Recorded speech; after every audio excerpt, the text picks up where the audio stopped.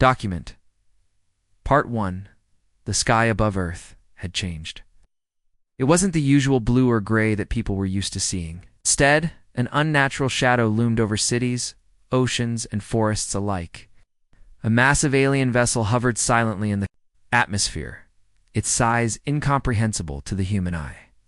From below, it looked like a dark cloud stretched unnaturally across the horizon, blocking sunlight and casting eerie darkness over entire continents. People stopped what they were doing, drivers pulled over on highways, children froze mid-play, and workers stepped out of offices to stare upward in disbelief. In a small town in Ohio, John Carter stood in his backyard gripping the wooden fence. With both hands, his face was pale, his knuckles white, as he watched the colossal shape blot out the sun. Beside him, his wife Laura held her arms tightly around herself, her eyes wide with fear. They didn't say anything at first. Words seemed too small for something so enormous. Finally, after what felt like hours but was only minutes, Laura broke. The silence. "What is that?" she whispered, her voice trembling slightly. John shook his head slowly. "I don't know," he said, his tone heavy with uncertainty. "But whatever it is, it's not natural." As an astrophysicist who worked remotely for NASA, John knew more about space than most people did. He spent his days studying stars, planets and galaxies far beyond Earth's reach. But this thing in the sky was unlike anything he'd ever seen before.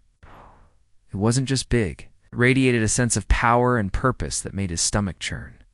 The ship didn't move, didn't wobble, didn't even seem to make a sound. It simply hung there, dominating the sky like a silent predator, waiting for its prey to react. Inside their modest home, the television blared with breaking news updates. Reporters scrambled to piece together information, their voices overlapping. With panic, world leaders called emergency meetings. Military forces went on high alert, though no one could agree on whether the object posed a threat yet. Some speculated it might be a scientific anomaly, while others feared the worst, that humanity wasn't alone in the universe anymore. Laura turned away from the fence and walked back inside, leaving John standing there staring up at the sky. She grabbed the remote and turned the volume up higher, trying to drown out the unease building inside her chest. On-screen experts debated endlessly. Was it a spaceship? A probe? Or maybe some kind of cosmic accident? No one had answers, and the lack of clarity only added to the growing tension. "John," Laura called from the living room window, "come look at this." Reluctantly, John followed her voice, stepping away from the view outside. When he entered the house, he saw Laura pointing at the screen. A new image had appeared, a close-up shot taken by satellites orbiting Earth. It showed part of the alien craft in detail. Surface shimmered with strange patterns, almost like liquid metal, flowing beneath a thin layer of glass. Lights pulsed rhythmically along its edges, casting an otherworldly glow. "They're saying it's miles wide," Laura murmured, her eyes glued to the screen. John. "How does something like that even exist?" John leaned against the wall, rubbing his temples. "If I didn't see it myself, I wouldn't believe it either," he admitted. "This changes everything." For years, humanity had wondered if intelligent life existed elsewhere in the universe. Scientists searched for signs of extraterrestrial civilizations, sending signals into the void and listening for responses. Philosophers debated how humans would react upon discovering alien life. Would it bring peace and unity? Or chaos and destruction? Now, those questions weren't theoretical anymore. The answer was floating above them, and it was terrifying. Outside, neighbors began gathering in driveways and front yards, exchanging hushed conversations. Children peeked out of windows, their faces filled with wonder rather than fear. Parents tried to reassure them, though many didn't feel reassured themselves. Cell phones buzzed constantly as texts and calls flooded networks. Social media exploded with photos and videos of the mysterious object, each post adding fuel to the fire of speculation. Back inside the Carters' home, the phone rang. John picked it up, expecting it to be one of his colleagues asking about the situation. Instead, it was Dr. Emily Ross, linguist he'd collaborated with on previous projects involving potential alien communication. Her voice was sharp and urgent. "John, are you watching this?" she asked without preamble. "Yes," he replied. "Have you figured out anything?" There was a pause before Emily spoke again. "We've been analyzing the patterns on the ship's surface. They're not random, they're symbols. I think they're trying to communicate." John's heart skipped a beat. "You mean they're reaching out?" "It's possible," Emily said cautiously. "But we need someone who can decode these symbols quickly, someone familiar with ancient languages and cryptology. You're the best person for the job." John glanced at Laura, who was still watching the TV intently. She caught his eye and gave him a questioning look. He mouthed the word work and gestured toward the phone. She nodded silently, already knowing what was coming next. "I'll do it," John told Emily, "but I'll need help." "You'll have it," she promised. "Meet me at the lab in 2 hours." "And John?" She hesitated. "Careful." After hanging up, John took a deep breath and turned to Laura. "They want me to join a team working on decoding the alien's message," he explained. "It's important. I'll have to go." Laura crossed her arms, her expression torn between worry and determination. "Of course you do," she said softly. "Just promise me you'll come back." He smiled faintly, though it didn't reach his eyes. "I promise." 2 hours later, John arrived at a secure facility located deep underground. The lab buzzed with activity, scientists rushing between stations and shouting instructions. Emily greeted him near the entrance, her face pale but focused. "We've got a lot of work ahead of us," she said, leading him to a workstation cluttered with papers and computer screens. "But if we can crack this code, we might stand a chance." Over the next several hours, John poured all his energy into deciphering the symbols. Each pattern was intricate, combining elements of geometry and language in ways he'd never encountered before. At times, frustration bubbled up inside him, threatening to overwhelm his concentration. But then he'd catch glimpses of progressa. Repeating sequence here, a recognizable structure there, and hope would flare anew. Meanwhile, above ground, the world continued to hold its collective breath. Governments issued statements urging calm, though their own actions betrayed rising anxiety. Fighter jets patrolled skies near the alien ship, ready to respond to any sudden movements. News anchors repeated phrases like "unprecedented event" and "global crisis," amplifying the sense of impending doom. By evening, John and Emily had pieced together fragments of the message. It wasn't complete, but it was enough to send chills down their spines. The aliens weren't just observing, they were demanding something: resources, minerals, water. Their tone was firm, almost commanding, as if they expected compliance. Without question, when John relayed the findings to General William Hayes, the military leader overseeing Earth's response, the man's jaw tightened visibly. "So they're not here for peace?" Hayes muttered grimly. "What do we do now?" Hesitated, unsure how to answer. For the first time in his life, he felt completely powerless. Humanity had faced countless challenges throughout history, but none compared to this. These visitors weren't bound by human rules or ethics. They came from somewhere unimaginably distant, bringing technology far beyond Earth's capabilities. As night fell, John returned home to find Laura waiting for him. She hugged him tightly, sensing the weight of the day pressing down on him. "Did you figure it out?" she asked quietly. "Partially," he admitted. "But it's bad news, Laura. Really bad," she nodded, tears welling up in her eyes. "Then we fight," she said firmly. "Whatever happens, we fight." And so, under the watchful gaze of the alien ship, humanity prepared itself for whatever came next. Fear lingered in every corner of the globe, but so did resilience. People banded together, sharing supplies and comforting strangers.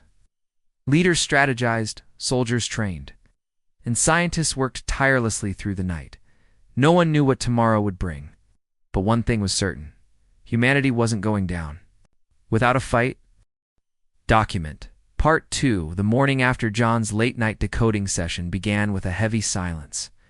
The alien ship still loomed above Earth, unmoving and unchanging, like a storm cloud refusing to break. Oh.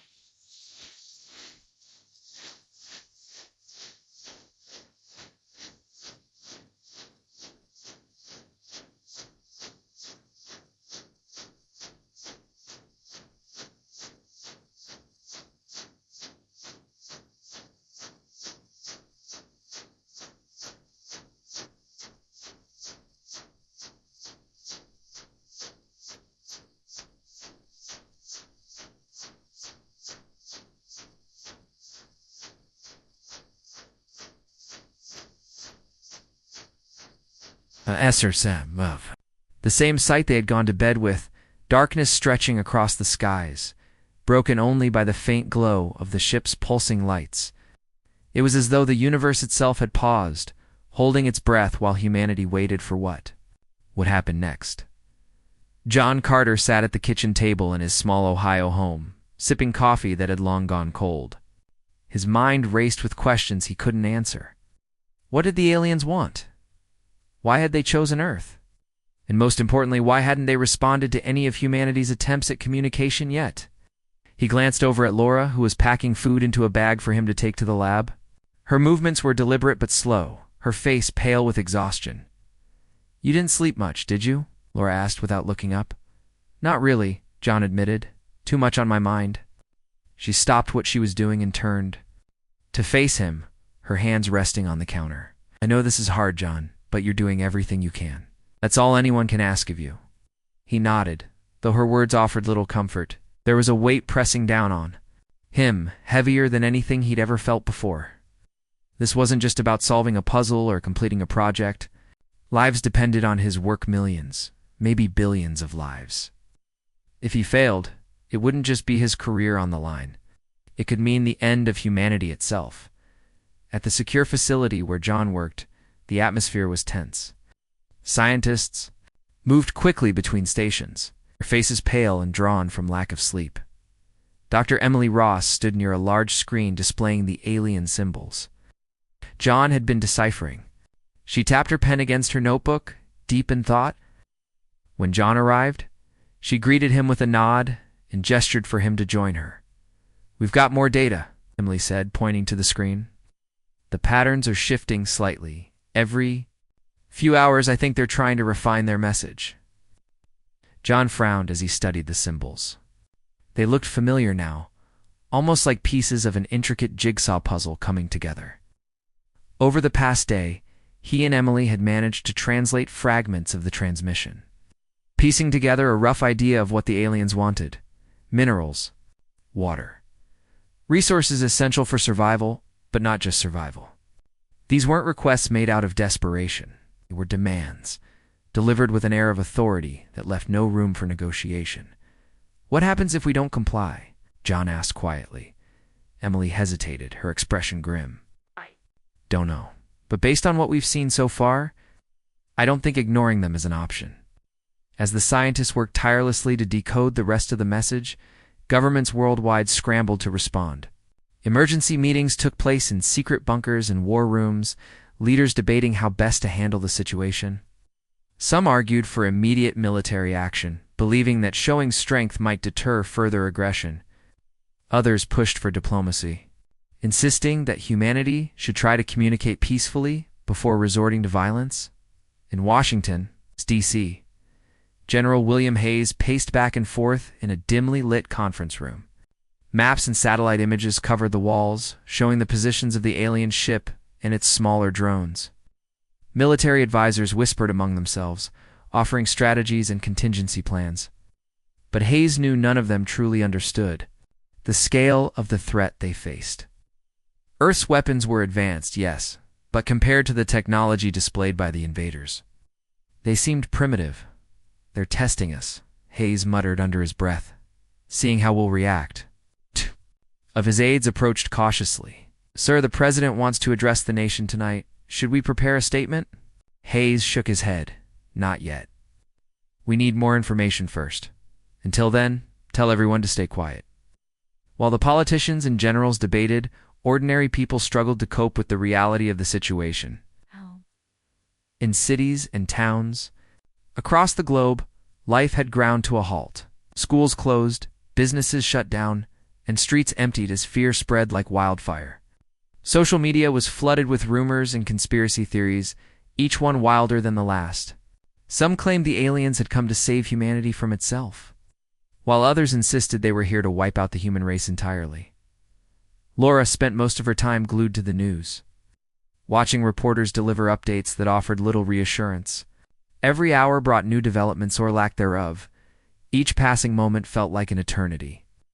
She tried to distract herself by cleaning the house or cooking meals, but her thoughts kept drifting back to John. Was he safe? Was he close? to figuring out what the aliens wanted? And even if he succeeded, would it make a difference? That evening, as the sun dipped below the horizon, something changed.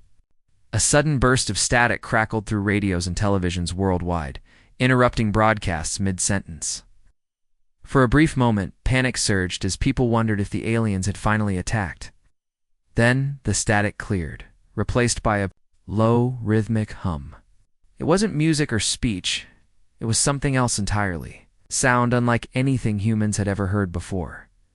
Scientists monitoring communications equipment immediately recognized it as part of the alien transmission. The symbols John and Emily had been decoding earlier now pulsed in sync with the hum, forming a pattern that seemed almost hypnotic.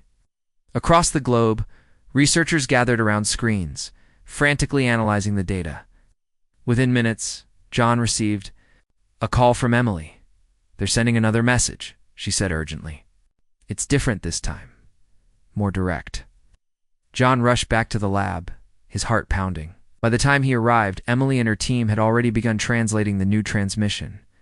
It was shorter than the previous ones, but its meaning was clear. The aliens weren't asking anymore. They were demanding. Their tone was firm, almost threatening, as if they expected immediate compliance. "They're saying, 'Comply or face consequences,'" Emily read aloud, her voice trembling. Slightly, that's the gist of it. A hush fell over the room as everyone processed the implications. Humanity had been given an ultimatum: cooperate or suffer the consequences. No explanations, no negotiations, just a stark choice. General Hayes was briefed shortly afterward. He listened silently as Emily relayed the translation, his jaw tightening with each word. When she finished, he leaned back in his chair, rubbing his temples. "This isn't good," he said finally. "If we give in, we lose control of our own planet. If we resist—" He trailed off, unwilling to finish the thought. Back at home, Laura watched as the president appeared on television to deliver a carefully worded address. Flanked by military officials and scientists, he urged calm and unity, promising that every effort was being made to resolve the situation peacefully. But his words rang hollow to many viewers, who saw the fear lurking behind his forced smile. Later that night, John returned home, his face pale and drawn. Laura met him at the door, wrapping her arms around him tightly. "How bad is it?" asked softly. He sighed, leaning against her for support. "Not enough. They're not negotiating. They're telling us what to do." Laura pulled back to look at him, her eyes filled with determination. "Then we fight back. We can't just roll over and let them take everything." John shook his head. "It's not that simple. Their technology is way beyond ours. Comes to a fight, we might not stand a chance." Her words lingered in the air, unanswered. John knew she was right. They couldn't simply surrender. But the odds felt insurmountable, and the weight of responsibility pressed down on him like never before. As the days passed, tensions continued to rise. The alien ship remained stationary, its presence a constant reminder of the threat hanging over humanity. Smaller drones began descending from the mothership, spreading out across the planet. At first, they seemed harmless, hovering silently over oceans and deserts. But soon, reports came in of strange phenomena: water levels dropping rapidly, mineral deposits vanishing overnight. The aliens weren't just observing. They were extracting resources, taking what they needed without regard for the damage left behind. Protests erupted in major cities, with crowds chanting slogans like "Earth belongs to us," "No surrender." Government struggled too. Maintain order, deploying police and military forces to quell unrest. Fear turned to anger, and anger fueled resistance. People began organizing themselves into makeshift militias, arming themselves with whatever weapons they could find. Though their efforts were disorganized and ineffective against the alien drones, the message was clear: humanity wasn't going down without a fight. John threw himself into his work, spending long hours at the lab alongside Emily and her team.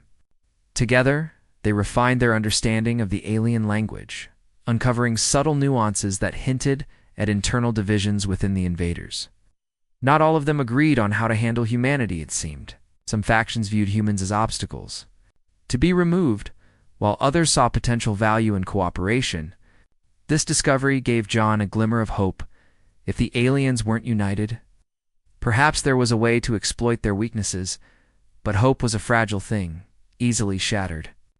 As the days stretched into weeks, the pressure mounted. Supplies dwindled, tempers flared, and the shadow of the alien ship grew darker with each passing hour. Humanity stood on the brink of catastrophe, teetering between defiance and despair. Document Part 3. The days following the aliens' ultimatum felt like a countdown to disaster. Humanity teetered on the edge of chaos, caught between fear and anger, hope and despair. Governments issued statements urging calm, but their words were drowned out by the growing unrest. People around the world took to the streets demanding answers and action. Some called for peace, believing that humanity could still negotiate its way out of the crisis. Others shouted for war, convinced that only force would stop the invaders. The divide was deepening, and with each passing hour, patience wore thinner. In the small town of Ohio, where John Carter lived, life had slowed to a crawl. Shops remained closed, schools stayed empty, and neighbors spoke in hushed tones about what might happen next. Laura spent her days glued to the news, watching as reporters delivered updates that offered little comfort. Every broadcast seemed to bring more bad news. Water levels dropping faster than expected, mineral-rich areas stripped bare overnight, and alien drones appearing closer to populated regions. It wasn't just resources the aliens were after. They were testing humanity's limits, pushing boundaries to see how far they could go before resistance became inevitable. John, meanwhile, barely had time to think about anything outside the lab. He worked tirelessly alongside Dr. Emily Ross and her team, poring over data and analyzing every scrap of information they could gather from the alien transmissions. The symbols shifted constantly, almost as if the aliens were refining their message or adjusting their approach based on humanity's reactions. Each new pattern brought fresh challenges, forcing John to dig deeper into his knowledge of ancient languages and cryptology. Despite the mounting pressure, progress was slow. The aliens' language was unlike anything humans had encountered before, a complex blend of geometry, rhythm, and meaning that defied easy interpretation. But John refused to give up. He knew that understanding the message fully might be humanity's only chance at survival. If they could decipher the aliens' intentions, perhaps they could find a way to negotiate, or at least buy some time. One evening, as John stared at yet another set of symbols flashing across the screen, Emily approached him with a look of determination on her face. "We need to focus on this part," she said, pointing to a sequence that repeated several times throughout the transmission. "It's subtle, but I think it's important." John leaned closer, squinting at the pattern. At first glance, it seemed insignificant, a series of loops and curves that didn't appear to connect to anything else. But as he studied it further, something clicked. The repetition wasn't random, it was deliberate. And when he cross-referenced it with earlier fragments of the message, a clearer picture began to emerge. "They're not all united," John murmured, excitement creeping into his voice despite his exhaustion. "There are factions among them. Some want to take everything by force, while others seem to think we might be worth talking to." Emily nodded, her eyes lighting up. "That makes sense. If they're divided, then maybe we can use that to our advantage." The discovery gave the team a much-needed boost of hope. For weeks, they'd been operating under the assumption that the aliens acted as a single entity with one goal: domination. But now, it seemed there was room for negotiation if they could figure out how to reach the right faction. While the scientists worked feverishly in the lab, tensions escalated above ground. Alien drones continued their resource extraction operations, moving closer to cities and towns. At first, they avoided densely populated areas, focusing instead on remote locations like deserts, forests, and oceans. But as supplies dwindled, the drones grew bolder, venturing nearer to human settlements. In some cases, they even hovered directly over farms and reservoirs, drawing water and minerals with alarming efficiency. The impact was devastating. Rivers dried up, crops withered, and entire ecosystems began collapsing under the strain. Farmers watched helplessly as irrigation systems failed, leaving fields barren. Families rationed what little food and water they had left, knowing it wouldn't last long. Panic spread quickly, fueled by rumors of impending shortages en masse. Starvation. Governments struggled to maintain order, deploying troops to guard critical infrastructure and prevent looting. Protests erupted in cities worldwide, with crowds chanting slogans like "Fight Back" and "No Surrender." Militias formed in rural areas, armed with whatever weapons they could scavenge. Though their efforts were disorganized and largely ineffective against the advanced alien technology, the message was clear. Humanity wasn't going down without a fight. Laura attended one such protest in a nearby city. Driven by frustration and anger, she carried a handmade sign that read, "Earth is our home," marching alongside hundreds of others who shared her determination. The air buzzed with energy, a mix of fear and defiance that made her feel both powerful and vulnerable.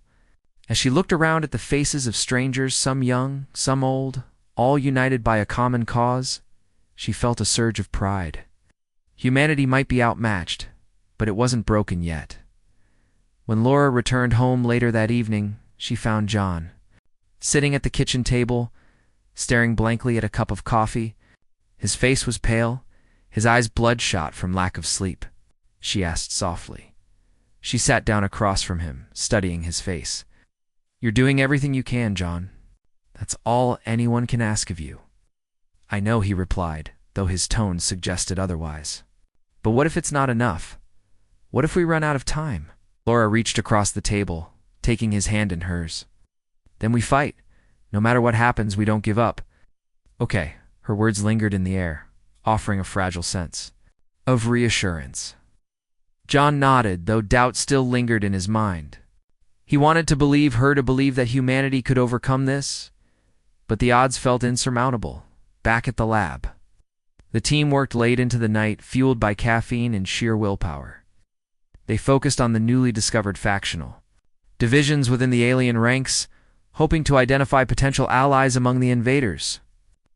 Emily theorized that the more cautious faction might respond better to diplomacy, while the aggressive faction would likely escalate hostilities if provoked. If humanity could isolate and appeal to the moderates, there might be a chance at negotiation, but reaching out to the aliens wasn't easy. Their communication methods were highly advanced, relying on quantum entanglement and frequencies beyond human comprehension. Even with cutting-edge technology, sending a coherent message required precise timing and coordination. Any misstep could result in failure, or worse, provoke an attack. General William Hayes monitored the situation closely, torn between military action and diplomatic efforts. On one hand, he understood the need for caution. Launching an attack without fully understanding the enemy's capabilities could lead to catastrophic losses.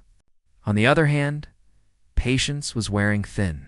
Reports of civilian casualties and environmental damage poured in daily.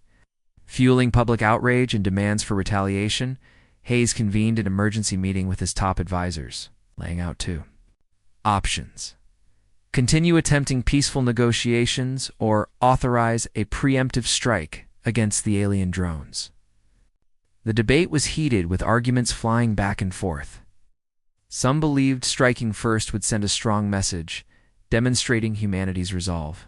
Others argued that attacking blindly risked alienating any moderate factions and escalating the conflict. In the end, Hayes decided to hold off on military action for now. Instead, he ordered reconnaissance missions to gather more intelligence on the aliens' operations and weaknesses. Stealth aircraft equipped with advanced sensors were deployed to track drone movements and monitor resource extraction sites. The goal was to learn as much as possible without provoking a direct confrontation. Meanwhile, ordinary people did what they could to prepare for the worst. Families built makeshift shelters in basements and backyards, stockpiling canned goods and bottled water. Neighbors banded together, sharing supplies and offering support. Despite the fear and uncertainty, there was also a sense of solidarity as shared, understanding that everyone was in this together as the days passed. The shadow of the alien ship grew darker, casting an ever-present reminder of the threat looming overhead. Yet amidst the chaos, moments of hope flickered like candlelight in the darkness. Scientists made incremental breakthroughs in decoding the alien language. Civilians organized relief efforts, helping those hardest hit by the resource shortages. And leaders, both political and grassroots, worked tirelessly to keep morale alive. For John and Laura, the weight of the situation pressed down on them like never before. They clung to each other, finding strength in their shared determination. To survive, John threw himself into his work, driven by the belief that understanding the aliens' message could save countless lives. Laura channeled her frustration into action, volunteering at local shelters and joining protests to demand change. And so, humanity stood on the brink of an uncertain future, united by fear but strengthened by resilience. The aliens had come seeking resources, but they hadn't counted on the indomitable spirit of the human race. Whatever happened next, one thing was certain: humanity wasn't going to surrender. Not why. Document Part 4: The fragile calm that had settled over Earth shattered without warning. It happened in the middle of the night when most people were asleep, unaware of the storm brewing above them, without any sign of hesitation or provocation. The alien drones shifted their focus from remote areas to populated cities. The change was sudden and brutal, catching humanity off guard. In Ohio, John Carter awoke to the sound of distant explosions. His heart raced as he bolted upright in bed, his mind struggling to comprehend what was happening. Laura stirred beside him, her eyes fluttering open as the noise grew louder. Outside, flashes of light illuminated the sky, followed by the deep rumble of destruction. The town's power grid flickered, plunging the room into darkness. "What's going on?" Laura whispered, her voice trembling. John didn't answer immediately. He grabbed his phone from the bedside table and opened the news app, scrolling through frantic updates. Reports poured in from across the globe: alien drones attacking cities, targeting infrastructure, and causing widespread devastation. Buildings crumbled, fires raged, and millions fled in terror. Humanity's worst fears had come true. "We need to get out of here," John said finally, his tone urgent. "Now." Laura nodded, already pulling on clothes and gathering essentials. Moved quickly, stuffing a bag with food, water, and medical supplies. As they stepped outside, the scene was surreal. Neighbors ran through the streets, shouting and crying. Cars sped past, their headlights cutting through the smoke-filled air. The horizon glowed orange from distant fires, casting an eerie light. Over the chaos, John helped Laura into their car and started the engine, gripping the steering wheel tightly. The roads were clogged with panicked drivers, all trying to escape the destruction. Every few minutes, another explosion rocked the ground, sending shockwaves rippling through the area. Overhead, the alien ship loomed larger than ever, its presence a constant reminder of humanity's vulnerability. Back at the secure facility where John worked, Dr. Emily Ross and her team scrambled to make sense of the attack. Emergency alerts blared throughout the building, warning of incoming threats. Scientists abandoned their workstations, rushing to secure sensitive equipment and data. Emily stood frozen for a moment, staring at the live satellite feed showing the devastation unfolding worldwide. This can't be happening. Her hand shaking, a young researcher named Ryan approached her, his face pale but determined. "Dr. Ross, we need to evacuate.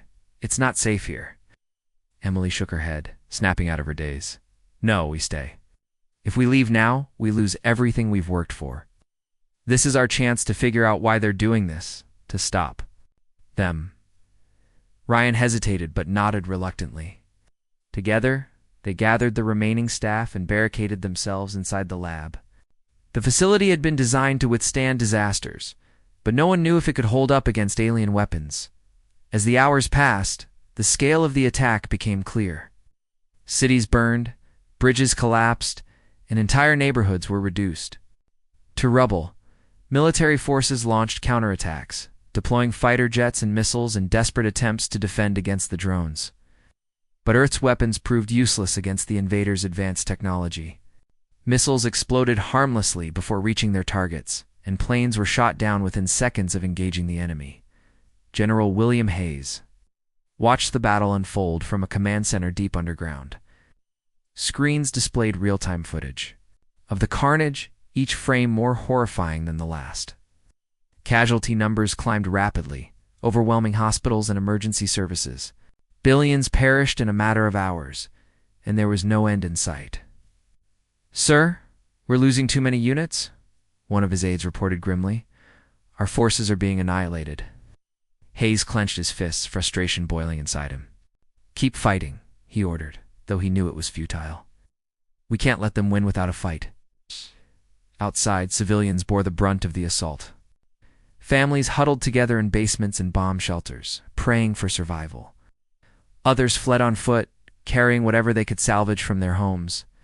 Roads turned into rivers of humanity, choked with cars, bicycles, and people running for their lives. Smoke filled the air, making it hard to breathe. The world had become a nightmare, and there was no waking up. John and Laura drove for hours, navigating through chaos and debris. They avoided major highways, sticking to back roads, to evade the worst of the destruction.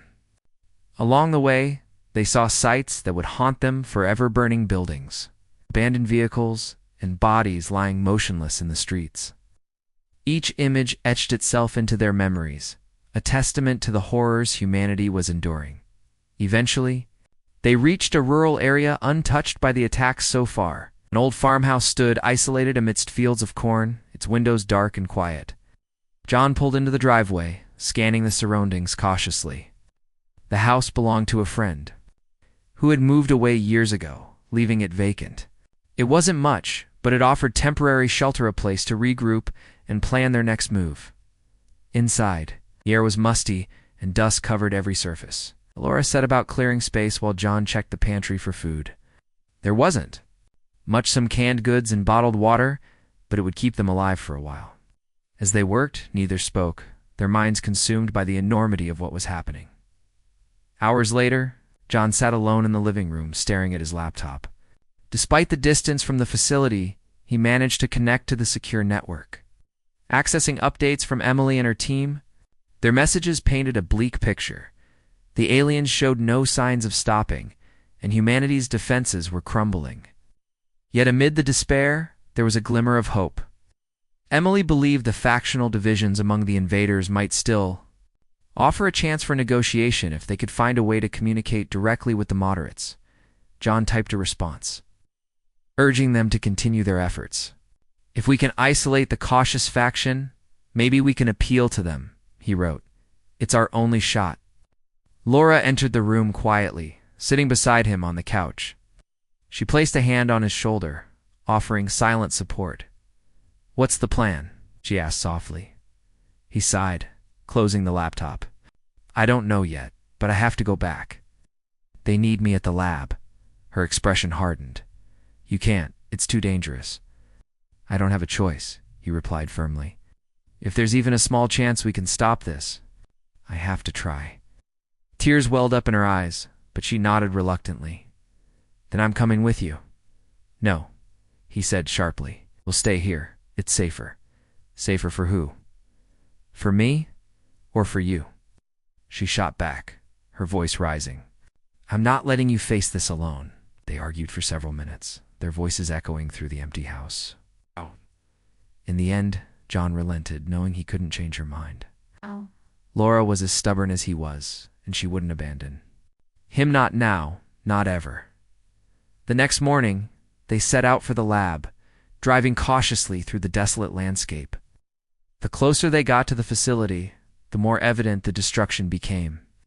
Entire towns lay in ruins, their skeletal remains standing like ghosts against the smoky sky. The alien ship remained stationary above, shadows stretching endlessly across the earth. When they arrived, the lab was eerily quiet. Barricades blocked the entrance, and armed guards patrolled the perimeter. Ryan met them at the door, his face grim. "Shouldn't have come," he said, ushering them inside. Inside, Emily and her team worked tirelessly, their faces pale but resolute. Papers and computer screens littered the tables, evidence of their relentless efforts. "Emily?" greeted John with a nod, her eyes filled with exhaustion. "Any progress?" he asked, setting down his bag. She shook her head. Not enough, but we're close. Really close. Over the next several hours, John threw himself into the work, collaborating with Emily and Ryan to refine their understanding of the alien language. They focused on identifying patterns that might indicate communication channels used by the moderate faction. Every discovery brought them closer to a breakthrough, but time was running out. Outside, the attacks continued unabated. Fires raged unchecked, consuming forests and cities alike. Refugees streamed into rural areas, seeking safety from the relentless assault. Governments issued evacuation orders, urging citizens to flee to designated safe zones. But nowhere seemed truly safe anymore. General Hayes monitored the situation from the command center, his resolve wavering under the weight of failure. Earth's military forces were decimated, and civilian casualties mounted by the hour. Yet despite the odds, he refused to surrender. Orders went out to launch Operation Iron Shield, a last-ditch effort to disable the alien drones using experimental electromagnetic pulses. It was a risky strategy, with no guarantee of success, but it was all they had left. As night fell, John and his team made a critical discovery. Embedded within the alien transmission was a sequence that appeared to function as a direct line to the moderate faction. It was subtle, almost hidden, but unmistakable once identified. Excitement rippled through the lab as they realized they might finally have a way to reach out.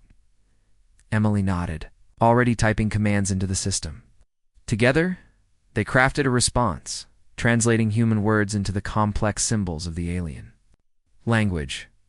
When the message was ready, they transmitted it through the same quantum network, the alley. Document. Part 5. The pause in the alien attacks felt like a fragile truce. A moment of stillness amidst the chaos. For hours, the drones remained motionless, hovering silently over cities and towns as if waiting for something. Humanity held its breath, unsure whether the message sent by John and his team had been received or understood. The uncertainty was almost worse than the destruction that had come before. People whispered among themselves, wondering if this was the calm before another storm. In the farmhouse where Laura waited anxiously for news, the quiet was unbearable. She sat by the window, staring out at the fields stretching endlessly under the shadow of the alien ship. Her hands gripped a cup of tea she hadn't touched, her mind racing with questions. No. Had John made it back to the lab safely? Was there message enough to stop the invaders? Were they simply preparing for an even bigger attack? Laura's thoughts drifted to the people she'd seen during their escape, families huddled together on roadsides. Children crying, elderly men and women struggling to carry what little they could save. Da-da! The images haunted her, reminders of how quickly life had unraveled. She clenched her fists, feeling a mix of anger and helplessness. If humanity survived this, she vowed never to take anything for granted again.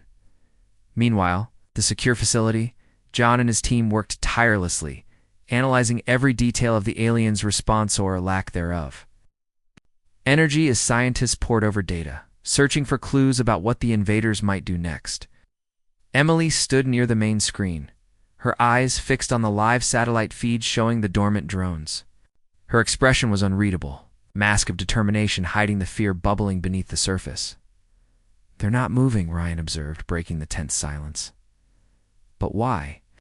John leaned forward, studying the patterns on the screen. "Maybe they're processing our message. Or maybe they're deciding how to respond." Emily turned to face him, her voice low but firm. "Either way, we need to be ready. If they resume the attacks, we won't get another chance." Her words hung heavy in the air, a stark reminder of the stakes.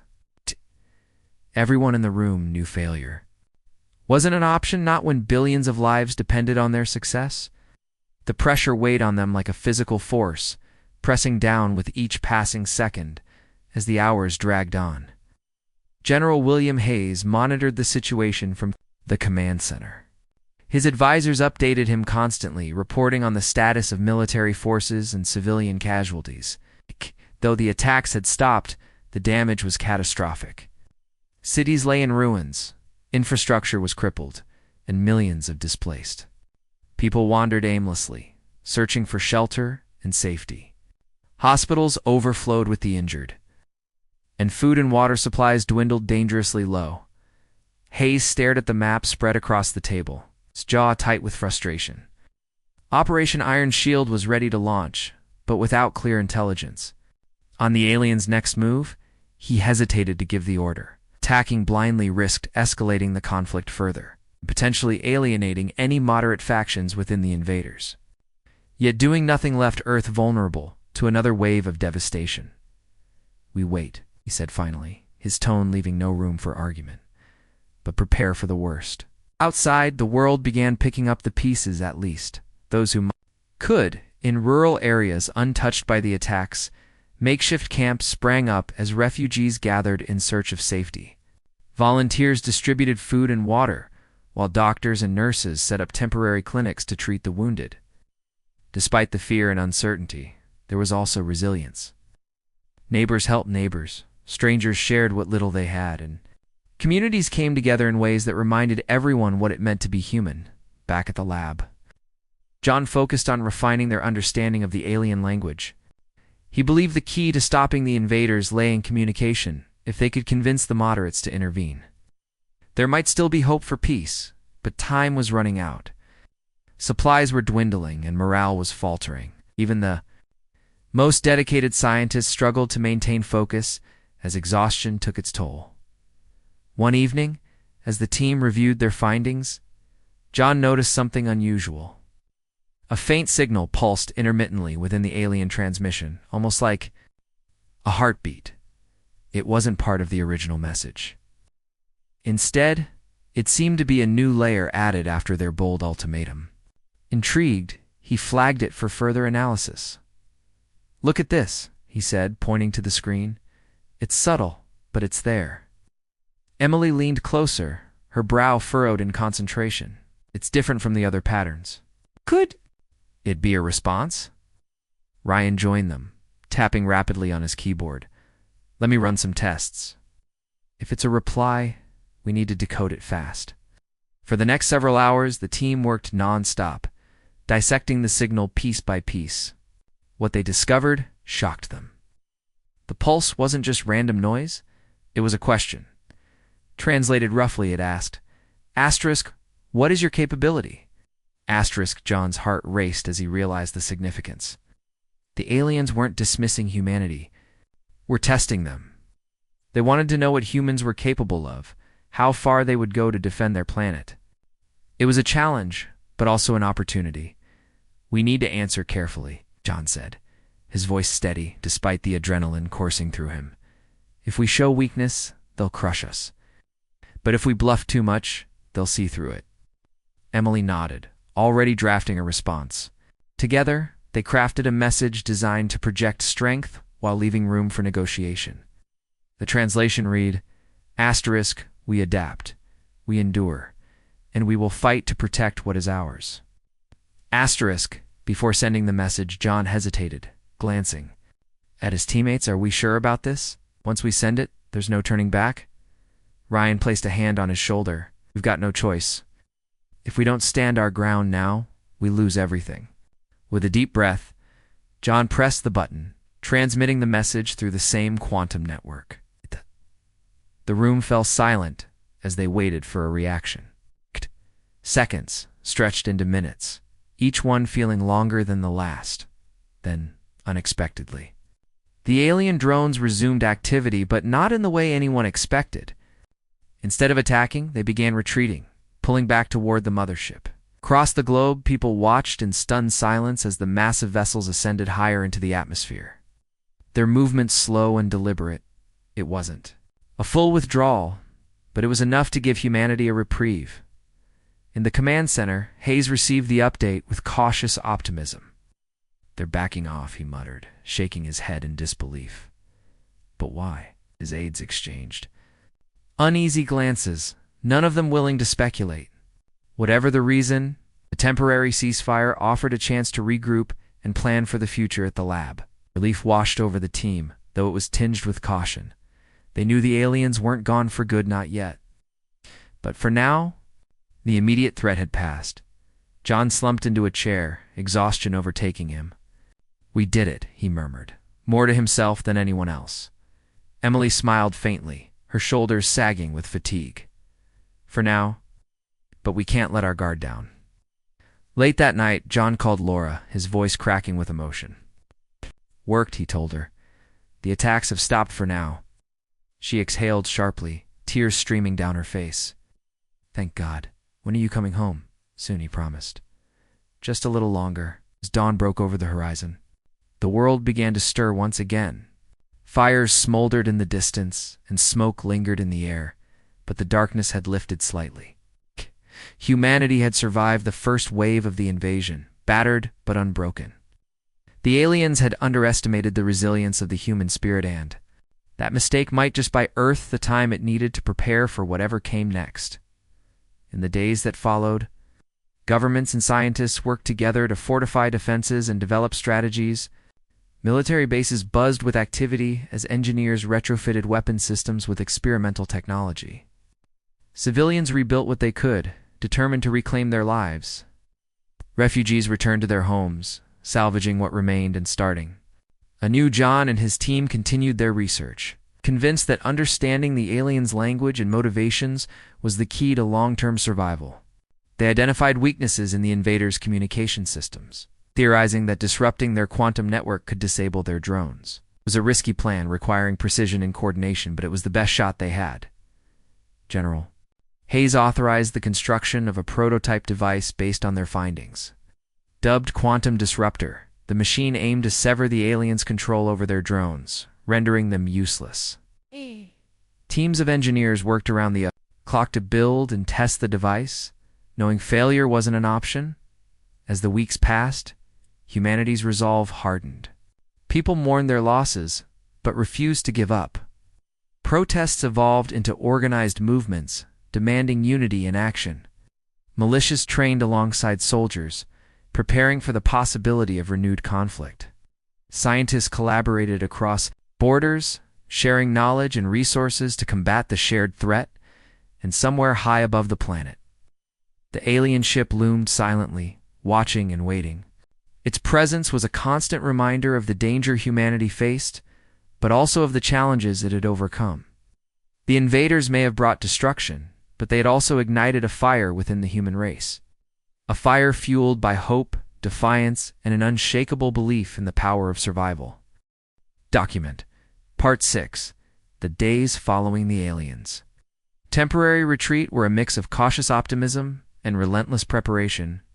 Humanity had been given a second chance, but no one believed it would last long. The alien ship still hovered above Earth, its shadow stretching across continents like a reminder of the threat that loomed overhead. People around the world worked tirelessly to rebuild what they could, while bracing for the possibility of another attack. In Ohio, Laura Carter spent her days helping refugees who had fled the cities. She volunteered at a makeshift shelter set up in an old-school gymnasium, distributing food, water, and medical supplies to those in need. Many of the people she met had lost everything: their homes, their families, their sense of security, but they carried on with quiet determination. Laura admired their resilience, even as she struggled with her own fears about John's safety. John, meanwhile, remained at the secure facility, pouring all his energy into developing the quantum disruptor. The device was humanity's best hope of disabling the alien drones if or when they returned. Engineers and scientists worked side by side, testing components and running simulations to ensure the machine would function as intended. Every failure brought frustration, but also lessons that pushed them closer to success. Dr. Emily Ross coordinated the effort, her calm demeanor masking the urgency she felt. "We don't have time for mistakes," she reminded the team during one particularly tense meeting. "If this doesn't work, we're out of options." John nodded, his mind racing with calculations and possibilities. He knew the stakes better than anyone. If the quantum disruptor failed, humanity would be defenseless against the invaders' superior technology. But if it succeeded, it might buy them enough time to negotiate or develop stronger countermeasures. While the scientists worked on the disruptor, General William Hayes focused on strengthening Earth's military defenses. troops trained rigorously, preparing for guerrilla-style warfare against an enemy far more advanced than anything they'd ever faced. Stealth aircraft equipped with experimental weapons were deployed to remote locations, ready to strike at a moment's notice. Intelligence teams monitored the alien ship and its drones, analyzing every movement for signs of renewed aggression. Despite these efforts, tensions among world leaders grew. Some argued for immediate retaliation, believing that striking first would send a message of strength. Others urged caution, warning that provoking the aliens could lead to catastrophic consequences. Debates raged in secret war rooms and public forums alike. With no clear consensus emerging, amid the chaos, ordinary people did what they could to prepare. Families built underground bunkers, stockpiling supplies and fortifying their homes, communities. Organized self-defense groups arming themselves with whatever weapons they could find. Schools taught emergency response drills, ensuring children knew how to survive in case of another attack. Laura often thought about joining one of the local militias, but she hesitated, torn between her desire to help and her promise to stay safe for John's sake. Instead, she channeled her energy into volunteering, finding solace in the small acts of kindness that kept humanity going. She helped care for injured survivors, comforted grieving families, and shared stories of hope with those who had none. Left one evening, as Laura sat alone in the farmhouse, she received a call from John. His voice was tired but steady, filled with both relief and determination. "We're close," he told her. "The disruptor is almost ready. Just a little longer." She smiled faintly, though he couldn't see it. "Be careful, okay?" "I mean it, I will," he promised. "I'll come home as soon as I can." After hanging up, Laura stared out the window at the fields bathed in moonlight. The alien ship hung silently in the sky, its presence a constant reminder of the danger they faced. Yet despite the fear gnawing at her chest, she felt a flicker of hope. Humanity hadn't given up, not yet. Back at the lab, the final stages of the quantum disruptor's development were underway. Ryan, the young researcher who had become an integral part of the team, ran diagnostics on the device's core components. His hands moved quickly over the controls, his face pale but focused. "Everything looks good so far," he reported. "But we won't know for sure until we test it in the field." Emily nodded, turning to John. "We need to deploy it soon, before they decide to strike again." John agreed, though the thought of testing the device in real-world conditions made his stomach churn. They had only one prototype, and failure wasn't an option. Still, delaying any longer risked losing the element of surprise, and possibly the war itself. General Hayes approved the plan reluctantly, knowing the risks involved. A covert team would transport the quantum disruptor to a location near one of the alien resource extraction sites, where it could be activated to disrupt the drone's quantum network. The mission required precision and stealth. Any misstep could result in disaster. To lead the operation, Hayes selected Alex Monroe, a seasoned soldier known for his quick thinking and bravery under pressure. Alex assembled a small team of trusted operatives, including Ryan, who insisted on accompanying them to ensure the device functioned correctly. Though inexperienced in combat, Ryan's technical expertise was invaluable. Before departing, Alex addressed the group, his tone firm but reassuring. "This isn't just about us, it's about everyone back home. Get in, activate the disruptor, and get out." "No heroics, understood?" The team nodded, their expressions grim but resolute. Each member carried not only weapons and equipment, but also the weight of humanity's survival on their shoulders. The journey to the extraction site was fraught with danger. Alien drones patrolled the area, their movements methodical and precise.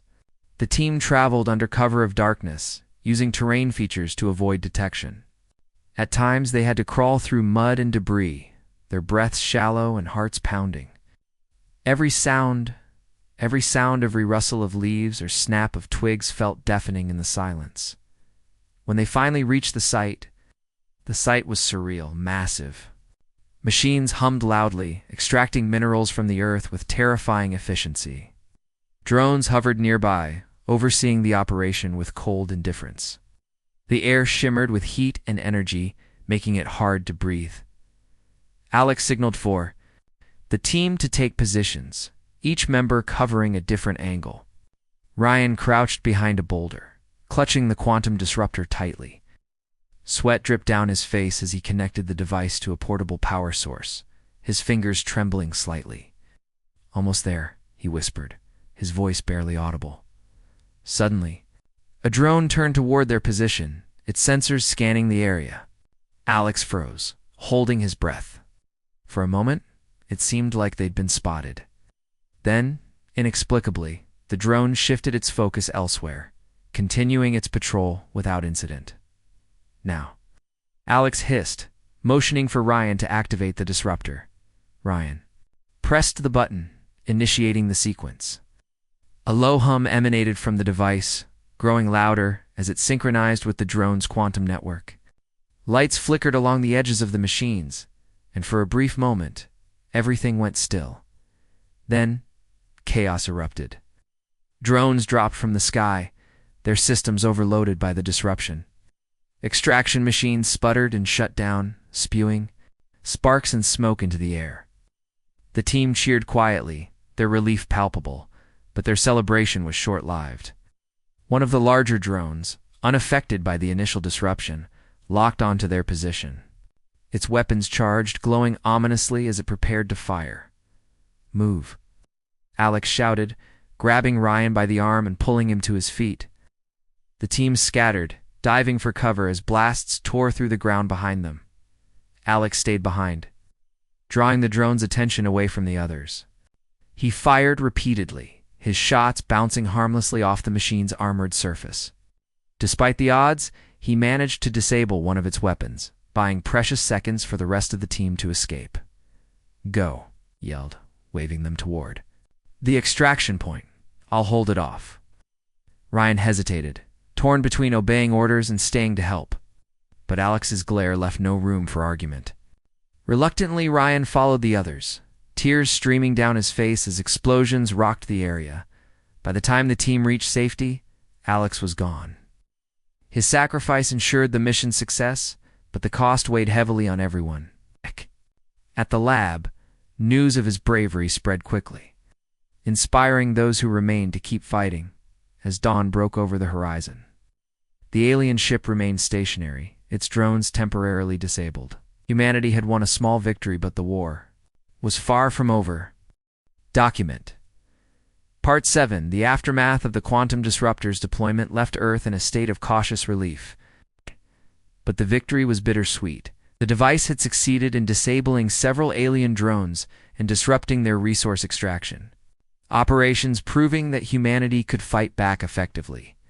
However, the cost of the mission weighed heavily on everyone involved. Alex Monroe's sacrifice echoed through the ranks of the military and among civilians who learned of his bravery.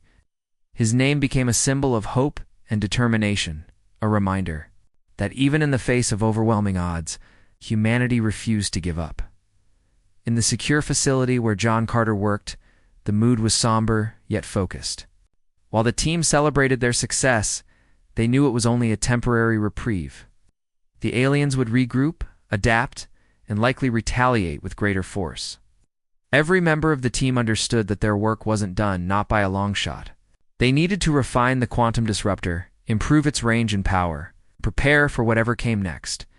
Dr. Emily Ross led the effort with quiet determination, her eyes shadowed by exhaustion but still sharp with resolve. "We can't stop now," she told the group during a morning briefing. "This isn't just about building better weapons. It's about understanding them, how they think, how they operate." Ouch. "Knowledge is our greatest weapon." His mind racing with ideas. Over the past few days, he had been analyzing fragments of new transmissions from the alien ship. These messages were different from before, less direct, more fragmented, almost as if the invaders were debating among themselves. He shared his findings with Emily, pointing out subtle shifts in tone and structure. "I think there's disagreement within their ranks," John explained. "Some factions are pushing for aggression, while others seem hesitant. If we can exploit that division, we might be able to negotiate or at least buy ourselves more time." Emily leaned closer, studying the patterns on the screen. right? This could be our chance to reach out again. Meanwhile, General William Hayes monitored global developments from the command center. Military forces worldwide were regrouping, bolstered by the recent success of the quantum disruptor. Troops trained harder than ever, preparing for potential counterattacks. Engineers worked around the clock to mass-produce the device, ensuring it could be deployed on a larger scale if needed. Intelligence teams analyzed drone movements and alien communications, searching for clues about their next move. But despite the progress, tensions simmered beneath the surface.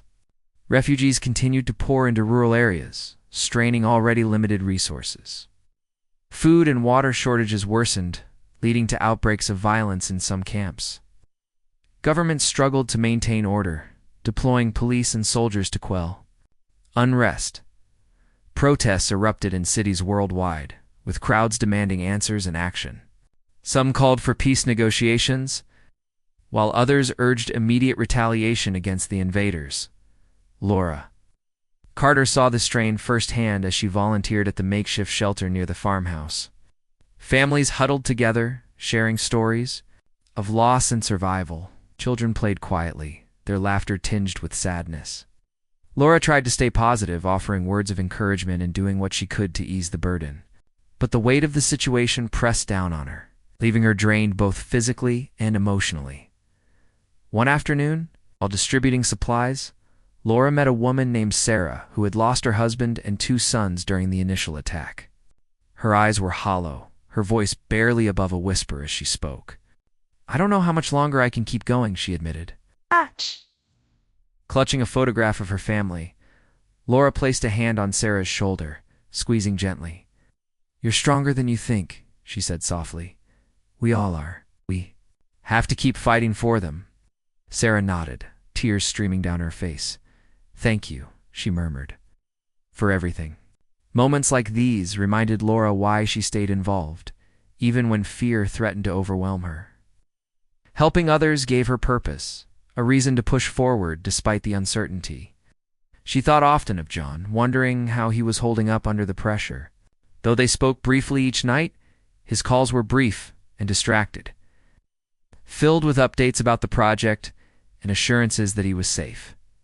Back at the lab, John and his team worked tirelessly to decode the latest alien transmissions. The messages grew increasingly complex, hinting at internal divisions within the invaders' leadership. Some factions advocated for continued aggression, viewing humanity as an obstacle to be removed. Others argued for restraint, suggesting that humans might prove useful allies or bargaining chips in the future. "We need to isolate the moderates," John told Emily one evening, rubbing his temples. "If we can communicate directly with them, maybe we can convince them to intervene." Emily nodded, already formulating a plan. Together, they crafted a message designed to appeal to the cautious faction, emphasizing humanity's resilience and adaptability. The translation read, "We seek understanding, not conflict. Work with us, and we can find a way forward." Before sending the message, John hesitated, glancing at the others in the room. "Are we sure about this? What if they see it as weakness?" "It's a risk," Emily admitted. "But staying silent is riskier. We have to try." With a deep breath, John transmitted the message through the same quantum network used earlier. The team waited anxiously for a response, their nerves stretched taut. Hours passed without any sign of acknowledgement, and doubt began to creep in. Then, unexpectedly, a reply came. The transmission was brief but significant, containing a single phrase. "Prove your value." John stared at the screen, his heart pounding. "They're testing us," he said finally. "They want to see what we're capable of." Emily frowned, her brow furrowed in concentration. "What does that mean? How do we prove ourselves?" Ryan, who had returned from the mission, shaken but determined, stepped forward.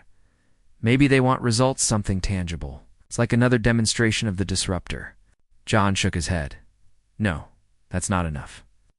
They've seen what we can do with technology. This is about something deeper, our ability to survive, adapt, and overcome." As the team debated possible responses, General Hayes received an update from reconnaissance teams monitoring the alien ship. Drones had resumed activity, though on a smaller scale than before. They focused primarily on uninhabited regions, extracting resources cautiously rather than aggressively. It was as if the invaders were probing humanity's defenses, gauging reactions before committing to further action. Hayes convened an emergency meeting with his top advisors, discussing strategies for countering the renewed threat. "They're testing us," he said grimly. "Pushing boundaries to see how far we'll go?" One of his aides nodded. "Should we authorize another strike using the disruptor?" "No," Hayes replied firmly. "Not yet. Let's wait and see what they do next. For now, we focus on gathering intelligence and preparing for the worst." In the days that followed, humanity braced itself for another wave of attacks. Refugees fortified shelters, soldiers drilled relentlessly, and scientists worked around the clock to improve existing defenses. Civilians organized into neighborhood watch groups, keeping an eye out for signs of alien activity. The world held its collective breath, waiting for the other shoe to drop. At the same time, efforts to understand the aliens intensified. John and his team analyzed every scrap of data, searching for insights into their culture, motivations, and weaknesses. They discovered evidence suggesting that the invaders' homeworld was dying a barren wasteland stripped of resources and life. This revelation offered a glimmer of hope. Perhaps the aliens weren't driven solely by conquest, but also by desperation. If their planet is dying, they may be looking for a new home, John theorized during a late-night brainstorming session. That could explain why they're so aggressive and why some factions are open to negotiation. Emily nodded thoughtfully. "It's worth exploring. If we can offer them alternatives, ways to coexist peacefully, we might stand a chance." The idea sparked intense debate among world leaders. Some dismissed it outright, arguing that trusting the invaders was too risky. Others saw potential, believing that diplomacy might prevent further bloodshed. Plans were drawn up for a formal proposal outlining terms for resource-sharing agreements and mutual cooperation. While the discussions unfolded, ordinary people did what they could to prepare. Farmers planted crops in abandoned fields, determined to rebuild food supplies. Engineers retrofitted old machinery to create tools and equipment. Teachers taught children survival skills alongside traditional subjects, ensuring the next generation would be ready for whatever challenges lay ahead. Laura returned to the farmhouse after another long day at the shelter, exhausted but grateful for the small victory she'd witnessed. A young boy had smiled for the first time since losing his parents. An elderly woman had found solace in sharing stories with fellow refugees. Moments like these reminded her of humanity's strength, the ability to endure, adapt, and rebuild, no matter the circumstances. That night, John called her, his voice filled with cautious optimism. "We're making progress," he told her. "There's a chance we can negotiate with them if we play our cards right. That's good news," Laura replied, smiling faintly. "Just promise me you'll stay safe." "I will," he promised. "I'll come home soon."